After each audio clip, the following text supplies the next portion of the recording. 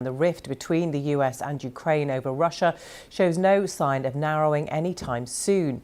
White House officials have accused the Ukrainian President Volodymyr Zelensky of insulting Donald Trump, and a planned news conference between Mr. Zelensky and an American envoy to Ukraine and Russia was cancelled yesterday. The Trump administration criticised President Zelensky for his refusal to strike a deal on access to his country's minerals and said President Trump is very frustrated. US National Security Advisor Mike Waltz has urged Kyiv to come back to the table to negotiate a deal on Ukraine's mineral wealth. Let's get the latest with our Ukraine correspondent James Waterhouse, who is in Kyiv. James, welcome to you. What's your assessment of what appears to be a deepening feud between the US and Ukraine? Well, I think you have to imagine what it must be like for President Zelensky at the moment in terms of the political position he finds himself in. You have an America which is criticising him for not accepting a deal, as you say, which would have given it access to half of the country's natural minerals, which Washington says should be used to pay it back for the military aid it's given to date, and to pay for future security guarantees. You have European allies scratching their heads as to how they could plug a gap left by America. There is division over whether they will send troops to Ukraine after a ceasefire is signed to enforce that agreement. And of course, overall, you have Washington warming to Russia, warming to Moscow, prioritising it in these peace negotiations that President Zelensky is not part of at the moment. So he has a tall order. In the past, he could rely on battlefield success, but that was a long time ago now. And I think the sort of status quo of Russia both keeping hold of Ukrainian territory and making grinding gains notably in the east of Ukraine, that's fed a fatigue that has now crept into certainly American politics. And I think what we're hearing from the White House goes beyond strategy. This is a change in values which leaves Ukraine very much isolated at this moment in time. Yeah, isolated, but it does have its European allies, at least in the form of France and the UK, and their leaders heading to Washington to hold talks with President Trump next week. How much influence do you think they are likely to have?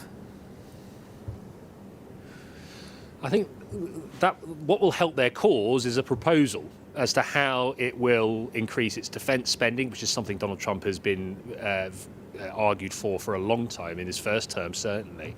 If European leaders can show they are spending more on defence, if they can come up with a plan as to how they would offer security in Ukraine, then that just might buy them a bit of leeway. But what European leaders want in return is America's guarantee, because there is a nervousness on the continent that if America pulls its troops out and Europe increases its defence spending and defence operations, it still can't do it without America. It wants to know America is there in case Russia doesn't stop at Ukraine and Russian aggression continues, not least because of a more friendly relationship between these two superpowers, with Europe and Ukraine caught in the middle. So these are interesting political times, and it really does feel like America isn't just adopting a transactional approach to security in Europe and Ukraine, but it's also flexing its muscles. And we really are seeing an upending of the security world order as we know it. But we must not forget that Ukraine is still fighting this war. Russia is still invading it. And its future is far from assured, not least with the political turbulence we are seeing now. OK, James in Kyiv, thank you. Well, the Foreign Secretary, David Lammy, has said the UK would act as a bridge between Europe and the United States. There are growing calls for an increase to the UK's defence budget.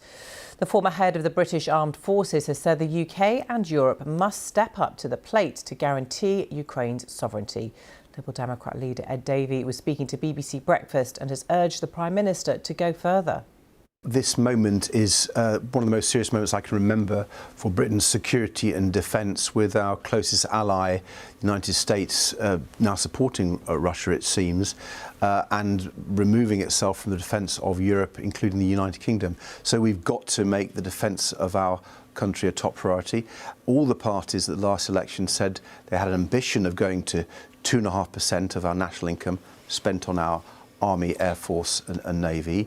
I think we should now do that rapidly with a clear timetable, certainly in the next 2 or 3 years, and then start talking cross-party about going even further. The situation is so serious. Let's speak to our political correspondent, Harry Farley, who's in Westminster. Harry, good to see you. The issue of defence spending, an increasingly urgent one. How quickly could they ramp it up if they choose to do so? Well, I think we should be clear about what we're talking about here. The UK currently spends 2.3% of its overall economy on defence, and the talks to go to 2.5%. That's what Ed Davey was talking there. I mean, that would be an increase of sort of around £5 billion. So it's a significant increase. And then that's before we get on to those who are calling for the UK to go much further, say to 3%, which would be around £20 billion. So these are large sums of money. The question that immediately is then asked is, well, how would you pay for it? And that is not yet clear. That you heard from Ed Davey there, the leader of the Liberal Democrats here in the UK. They're proposing an extra tax or an increased tax on digital services, essentially on large digital companies such as Google and so on. That tax is currently at 2%. They're suggesting raising that to 10%, so a significant extra tax. No word from the government on their thoughts on that, although I think it's fair to say that the government has talked a lot about growing the economy and a growth agenda, and it seems unlikely that they would want to impose an extra tax like that. But that leaves the question open as to how you pay for that extra defence spending. The government has said that they are committed to setting out a path to reaching that 2.5% figure. No timeline on when that will happen, or no deadline for when they would actually hit that target.